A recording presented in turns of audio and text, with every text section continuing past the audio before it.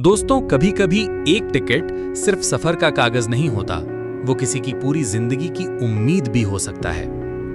आज मैं आपको एक ऐसी कहानी सुनाने जा रहा हूं जो दिखने में साधारण है, लेकिन इसमें एक ऐसी सीख छिपी है जो आपकी सोच बदल सकती है। कहानी है आखिरी टिकट। रात के लगभग 9:30 बजे थे। लखनऊ रेलवे स्टेशन रोशनी से जगमगा रहा था। चाय बेचने वालों की आवाजें गूंज रही थीं।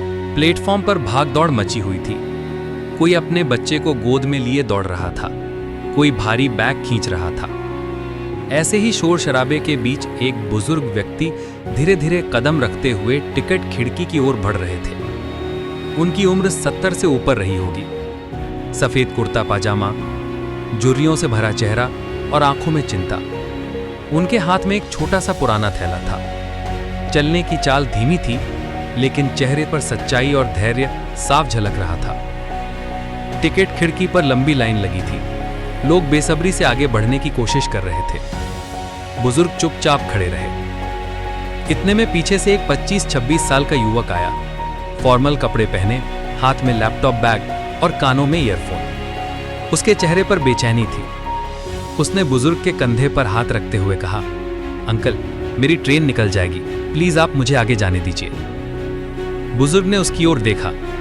उनकी आंख में थकान थी, लेकिन करुणा भी। वे हल्के से मुस्कुराए और बोले, जाओ बेटा, तुम्हें जल्दी है। युवक ने तुरंत टिकट खिड़की से लिया और भीड़ में गायब हो गया। बुजुर्ग धीरे धीरे लाइन में आगे बढ़े।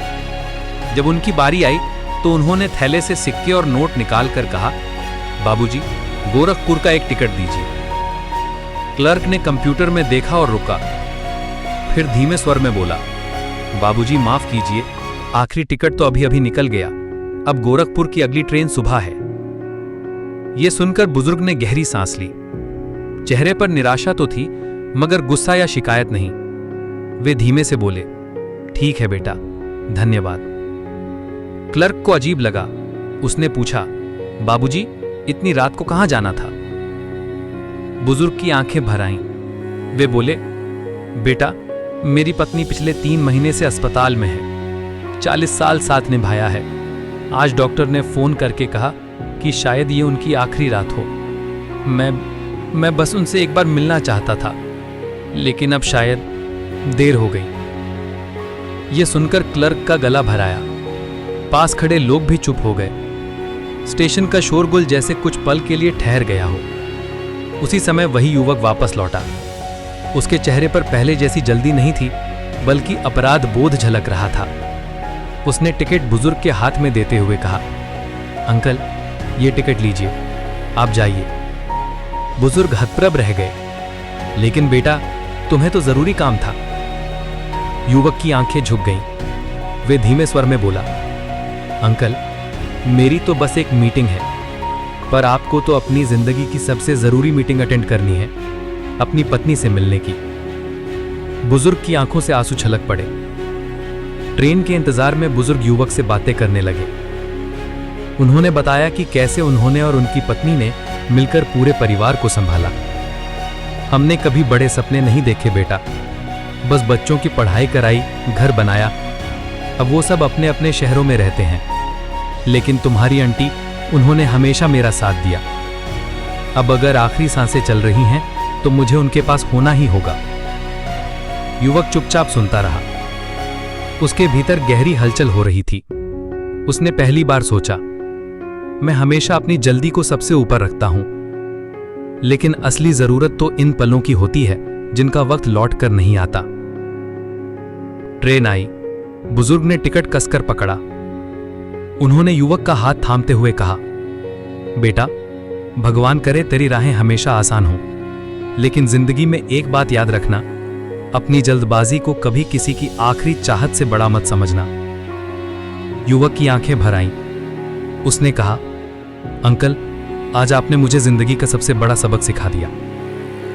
बुजुर्ग ट्रेन में बैठ गए। ट्रेन धीरे धीरे स्टेशन से निकल गई। युवक वहीं खड़ा रहा जब तक ट्रेन नजर से ओझल नहीं हो गई। उसने मन ही मन ठान लिया, अब से मैं सिर्फ अपनी जल्दी नहीं देखूंगा, दूसरों की तकलीफ और जरूरत भी समझूंगा। उस रात स्टेशन पर कई ट्रेनें आईं और चली गईं। भीड़ वैसे ही रही, लेकिन उस युवक के जीवन की दिशा बदल चुकी थी। दोस्तों, इस सीख को मैं कुछ पंक्तियों में यूं कहना चाहूंगा। जल्दबाजी से बड़ा नहीं इंसान का कोई फर्ज, कभी किसी की आखिरी चाहत बन जाती है मर्ज। छोटी सी संवेदनशीलता कर सकती है कमाल, एक टिकट भी बदल दे जीवन का हालचाल। अपनी जल्दी क्या बड़ी जब कोई सांसों से जूझे, इंसान वही कहलाए जो औरों का दर्द समझे। दोस्तों, अगर ये कहानी आपके दिल को छू गई हो तो इसे लाइक और शेयर जरूर करें। और हाँ, अगर आप पहली बार आए हैं तो चैनल पंकज राइज को सब्सक्राइब करना ना भूलें, क्योंकि यहाँ हर कहानी आपको जिंदगी जीने की नई प्रेरणा देती है। मिलते हैं अगली कहानी में।